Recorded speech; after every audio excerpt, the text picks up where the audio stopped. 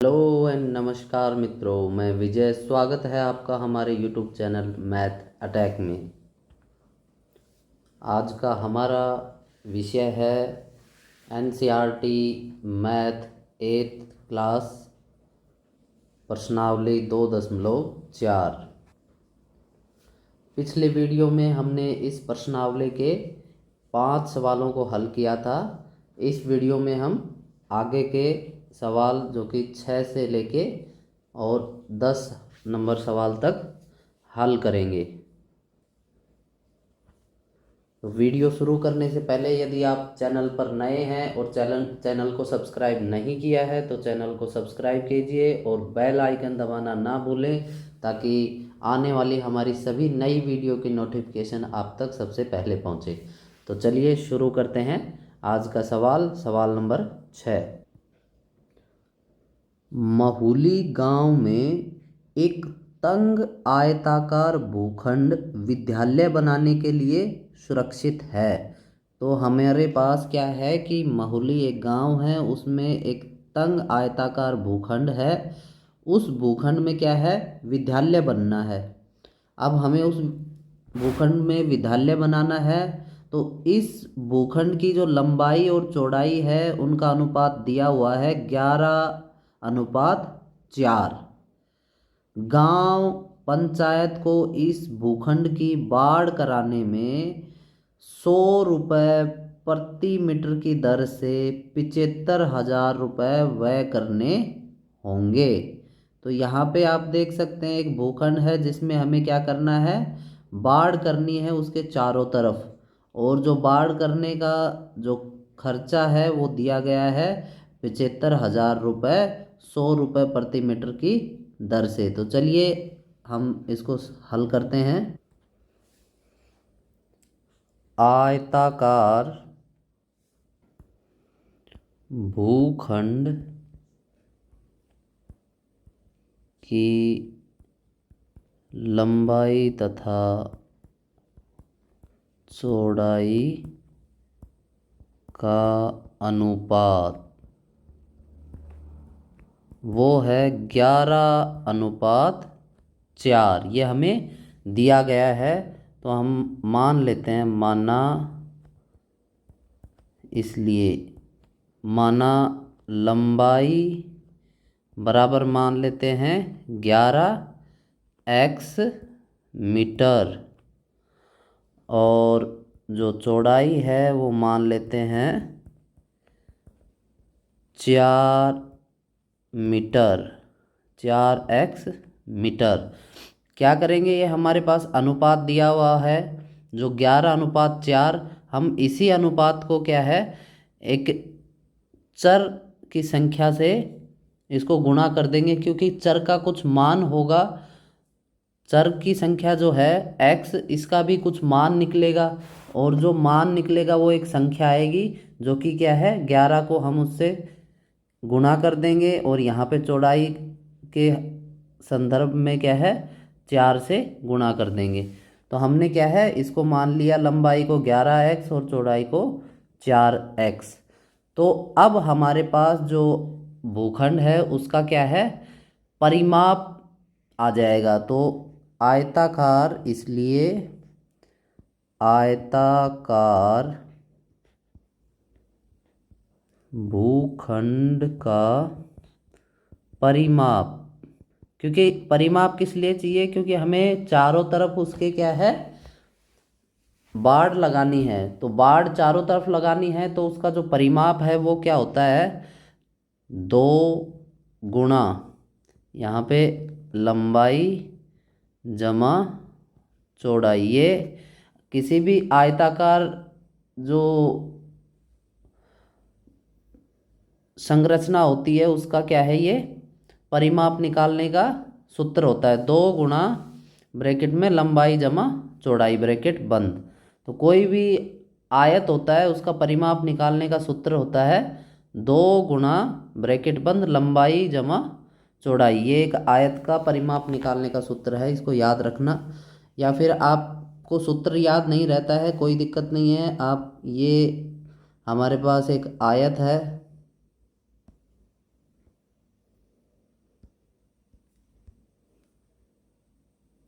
जब हमें इसको परिमाप, ये क्या है, आयत की चौड़ाई, ये भी चौड़ाई हो जाएगी। यहाँ पे ये क्या है, लंबाई, और ये भी लंबाई हो जाएगी। तो आप देखेंगे ये दिशा जमा ये दिशा जमा ये दिशा जमा ये दिशा, तो आप देखेंगे जो आयत का जो परिमाप है वो क्या होगा, लंबाई जमा लंबाई जमा चौड़ाई जमा चौड़ाई। आप देख सकते हैं 2 बार चौड़ाई आ रहा है और 2 बार लंबाई आ रहा है, तो ये क्या होगा, 2 गुणा लंबाई जमा 2 गुणा चौड़ाई। तो यहाँ पे आप देख सकते हैं 2 इधर, इन दोनों में क्या है, कॉमन है, तो ये 2 बाहर आ जाएगा, यहाँ पे बचेगा लंबाई जमा चौड़ाई। तो इस प्रकार हमने ये जो सूत्र है वो निकाल लिया है। अब हमारे पास क्या है, 2 गुणा लंबाई क्या है 11x जमा चौड़ाई क्या है 4x, और बराबर हो जाएगा 2 गुणा 11x और 4x कितने हो गए 15x। तो यहाँ पे लिख सकते हैं 15 दूनी 30x। ये क्या आ गया, मीटर, क्योंकि ये हमने मीटर में माना है, ये भी मीटर में है, तो जो परिमाप है वो भी क्या आएगा, मीटर ही आएगा। तो ये हमारा आ गया परिमाप। अब हम क्या करेंगे, जो हमारा आयताकार भूखंड है उस पे जो चारों तरफ हमने बाड़ की है उस पे हमें खर्चा दिया हुआ है। तो आयताकार भूखंड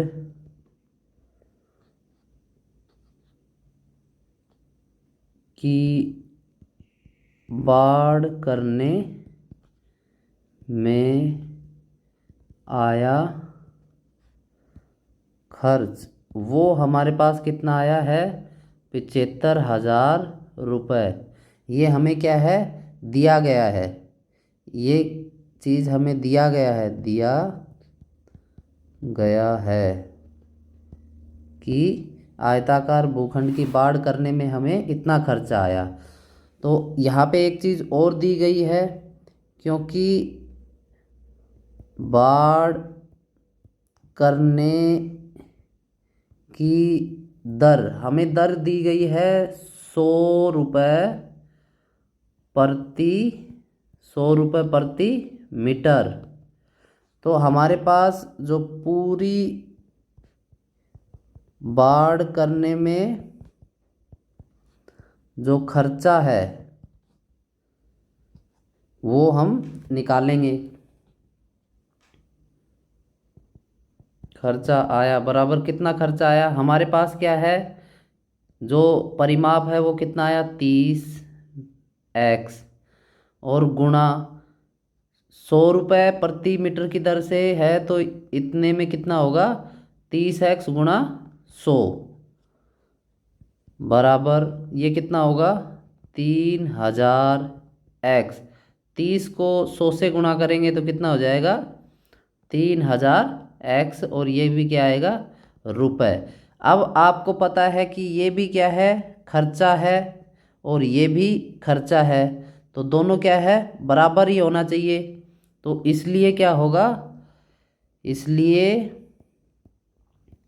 प्रश्नानुसार हमारा क्या है 3000x वो बराबर आएगा 75,000 के।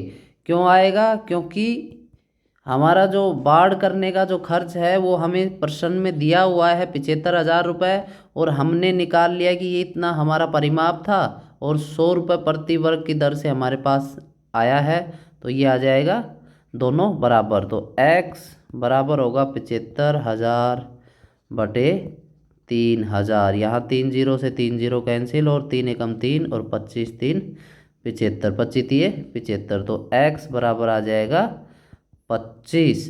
तो इस प्रकार जो हमारा, इसलिए जो लंबाई बराबर होगी 11 गुणा 25, क्योंकि 11x हमने माना था और x का मान आ गया हमारे पास 25, तो 11 गुणा 25 यहाँ पे हम कर सकते हैं 275। 11 को 75 से 11 को 25 से गुणा करेंगे तो कितना आएगा 275, और चौड़ाई हमारे पास आ जाएगी 4 गुणा 25 बराबर 100। तो ये लंबाई गुणा चौड़ाई आ गई। चलिए अगला, हमारा अगला सवाल है सवाल नंबर 7। हसन स्कूल वर्दी बनाने के लिए 2 प्रकार का कपड़ा खरीदता है। इसमें कमीज के कपड़े का भाव 50 रुपये प्रति मीटर तथा पतलून के कपड़े का भाव है 90 रुपये प्रति मीटर। वह कमीज के प्रत्येक 3 मीटर के कपड़े के लिए पतलून का 2 मीटर का कपड़ा खरीदता है। वह इस कपड़े को क्रमशः 12% तथा 10% लाभ पर बेचकर 36,600 रुपये प्राप्त करता है। उसने पतलून के लिए कितना कपड़ा खरीदा? तो चलिए इसको हल करते हैं। यहाँ पे एक चीज़ दी हुई है कि जो कमीज का जो कपड़ा है वो कमीज का कपड़ा यहाँ पे 3 मीटर कमीज के कपड़े पे क्या है, पतलून का कपड़ा 2 मीटर पतलून का कपड़ा खरीदता है। 3 मीटर कपड़े के लिए, 3 मीटर कमीज के कपड़े के लिए पतलून का 2 मीटर कपड़ा खरीदना ज़रूरी है। तो यहाँ पे ये कंडीशन दी हुई है, तो हम यहाँ पे क्या करेंगे, माना पतलून का कपड़ा बराबर 2x, यहाँ पे हम मान लेंगे 2x कमीज का पतलून का कपड़ा है, तो इसलिए कमीज का कपड़ा बराबर हो जाएगा 3x मीटर, क्योंकि दोनों का जो अनुपात है यहाँ पे 3:2 बन रहा है। जैसा कि हमने पिछले सवाल में देखा था, जो अनुपात दिया हुआ था उसी प्रकार का कुछ यहाँ पे अनुपात बन रहा है कि भाई 3 मीटर खरीदेगा तो 2 मीटर ये कपड़ा खरीदना पड़ेगा। तो इसलिए यहाँ पे जो अनुपात बन रहा है वो 2:3 का बन रहा है। तो यहाँ पे हमने लिख दिया 2x और यहाँ पे 3x। अब यहाँ पे एक और शर्त दी हुई है, यहाँ पे दे रखा है कि जो कमीज के कपड़े का मूल्य वो है 50 रुपये प्रति मीटर, ये दिया हुआ है। तो यहाँ पे 50 रुपये में तो वो खरीदता है और उसका लाभ दे रखा है हमें, लाभ का जो प्रतिशत दे रखा है वो 12% लाभ पे इसको बेचता है। तो इस प्रकार जो कमीज का जो कपड़ा है, कमीज के कपड़े का विक्रय मूल्य मान लेंगे कि भाई ये उसने कितने में बेचा, 50 रुपये तो थे और इस पे क्या है 12% लाभ भी लिया है। तो यहाँ पे 50 एकम 50 और 50 दूनी 100, 2 एकम 2 और 2 दूनी 6। तो यहाँ पे 50 जमा 6 हो जाएंगे, 50 जमा 6 बराबर 56 रुपये उसने क्या है प्रति मीटर की वो प्रति मीटर। तो 56 रुपये प्रति मीटर की दर से उसने क्या है कमीज का कपड़ा बेचा और लिया था 50 रुपये का। तो इसी प्रकार हम क्या निकाल लेंगे, जो पतलून का जो कपड़ा है, पतलून के कपड़े का मूल्य, जो खरीद मूल्य है वो कितना था पतलून का, 90 रुपये प्रति मीटर। तो इसलिए हमें क्या है कि लाभ दे रखा है, क्योंकि जो लाभ का जो प्रतिशत है वो दे रखा है 10%। ठीक है। 10% की दर से क्या है वो पतलून के कपड़े को बेचता है लाभ पे। तो यहाँ पे पतलून के कपड़े का विक्रय मूल्य निकाल लेंगे। कितना होगा? वो होगा 90 रुपये में तो खरीदता है, जमा उसका लाभ कितना है? 10%। तो लाभ क्या होता है? क्रय मूल्य गुणा लाभ प्रतिशत, वो कितना है?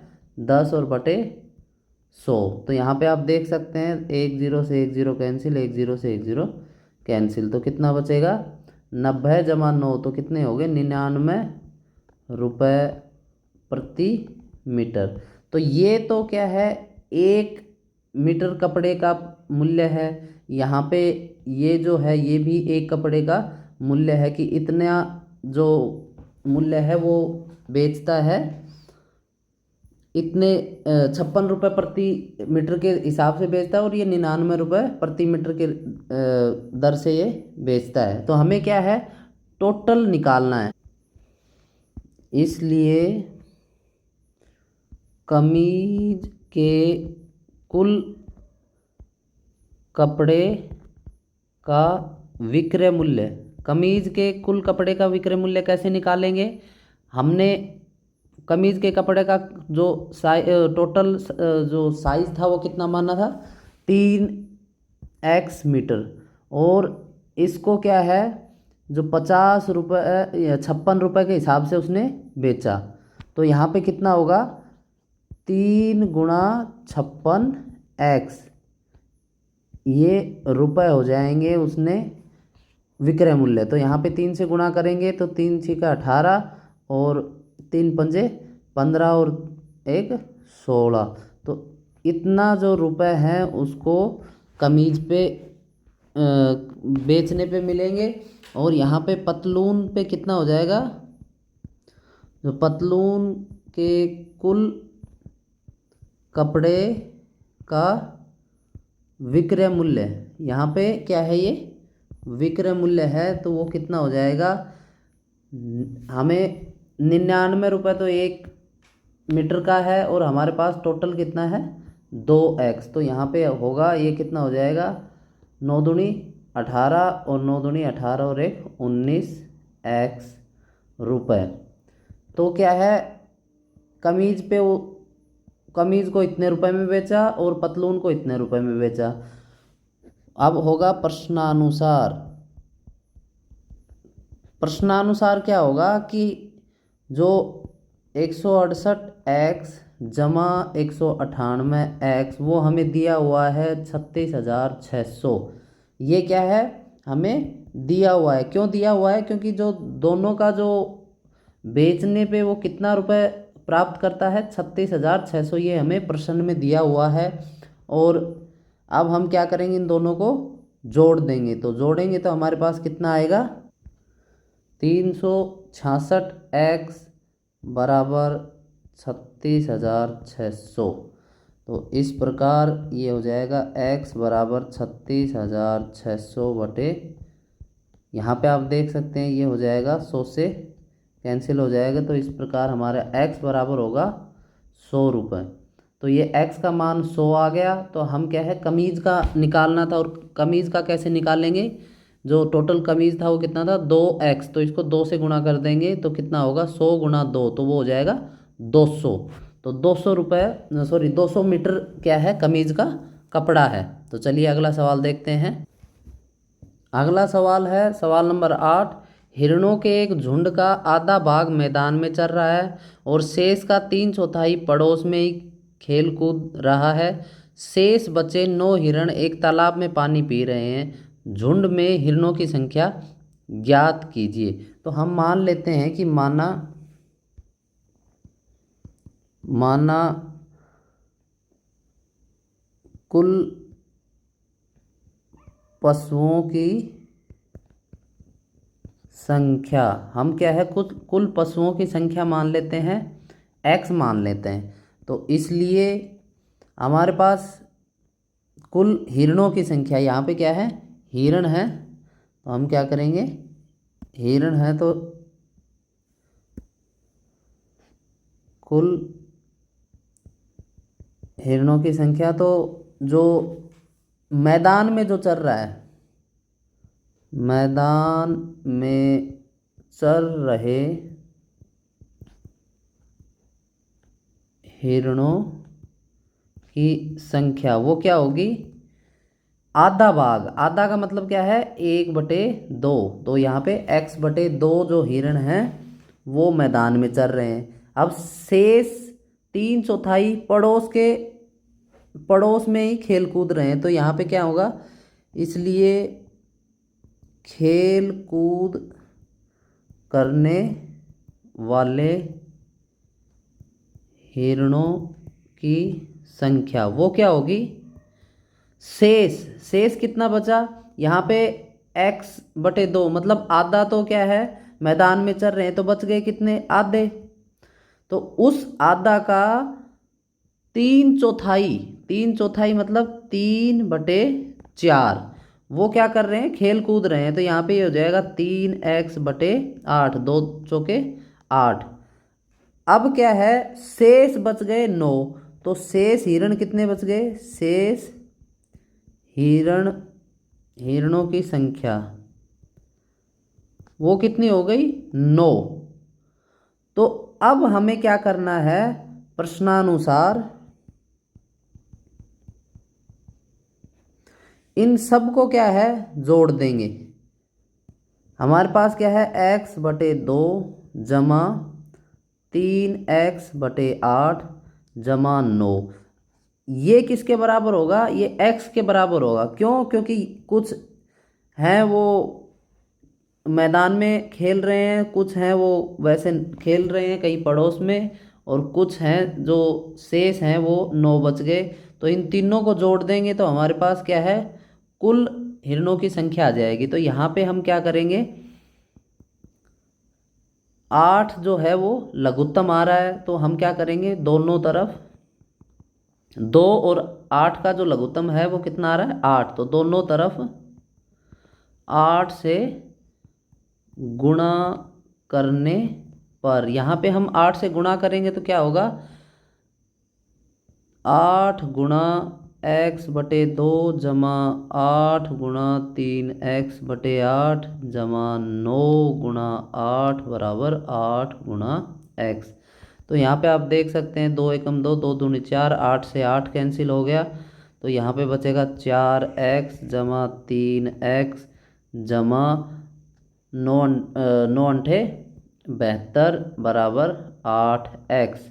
अब क्या करेंगे, हमें जो एक चर वाली संख्या है एक तरफ करेंगे और जो संख्या है उसको एक तरफ कर देंगे। तो हमें क्या प्राप्त होगा, ये तो कितना होगा, 4x जमा 3x 7x माइनस 8x, क्योंकि ये बराबर के इस तरफ आएगा, दूसरी तरफ आएगा तो क्या है, निशान बदल जाएंगे, और ये प्लस का 72 है तो माइनस का 72 हो जाएगा। यहाँ पे आप देख सकते हैं 7x प्लस का है, 8x माइनस का है, तो ये होगा -x। 8 में से 7 गए तो 1 बचेगा, बराबर -72, या माइनस से माइनस कैंसिल हो जाएगा, तो x बराबर क्या होगा, 72। तो हमारे पास जो कुल हिरणों की संख्या कितनी आ जाएगी, 72। हमारा अगला सवाल है सवाल नंबर 9। दादाजी की आयु अपनी पौत्री की आयु की 10 गुनी है। यदि उनकी आयु पौत्री की आयु से 54 वर्ष अधिक है तो उन दोनों की आयु ज्ञात कीजिए। तो यहाँ पे हम क्या करेंगे, मान लेंगे, माना पौत्री की आयु, पौत्री की आयु मान लेंगे x वर्ष। तो यहाँ पे क्या है, दादाजी की आयु, इसलिए दादाजी की आयु क्या होगी, वो हो जाएगी, क्योंकि 10 गुना है तो यहाँ पे 10x वर्ष हो जाएगा। अब प्रश्नानुसार क्या कहता है कि यदि उनकी आयु पौत्री की आयु से 54 वर्ष अधिक है, तो पौत्री की आयु कितनी है, x, और दादाजी की कितनी है, 10x। यदि हमें इनको बराबर करना है तो क्या करना होगा, या तो दादाजी की आयु में 54 घटा देंगे या फिर इधर 54 जोड़ देंगे।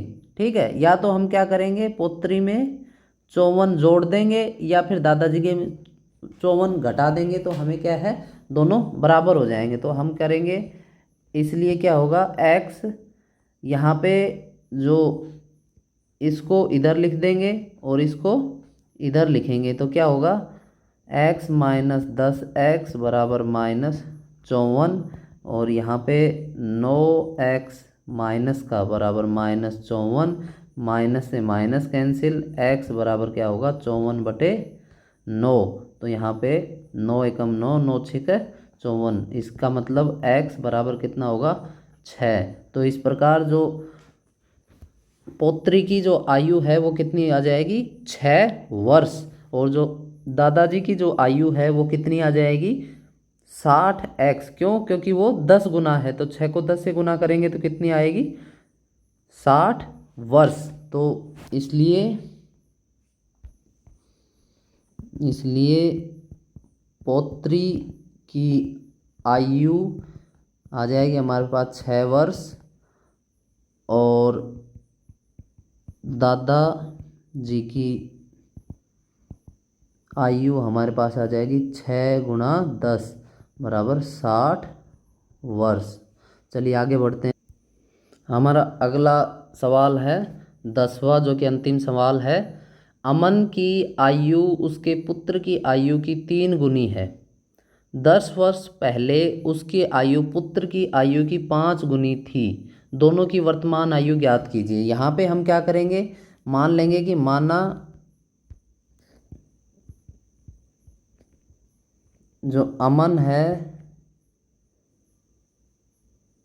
अमन के पुत्र की आयु हम मान लेंगे वो x वर्ष है।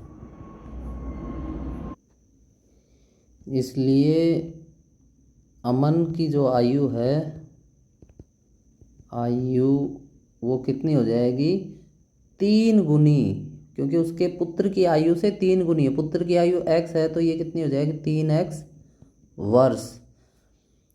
अब प्रश्नानुसार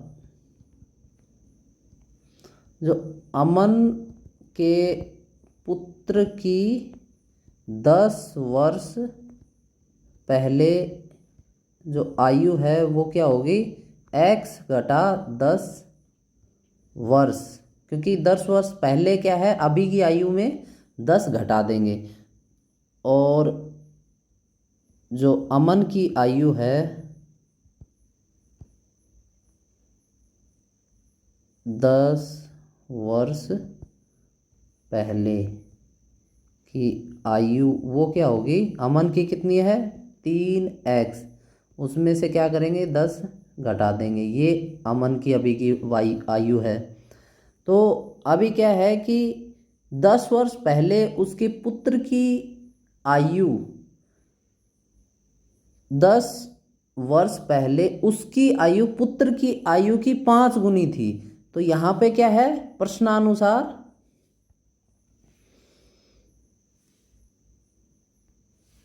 इसलिए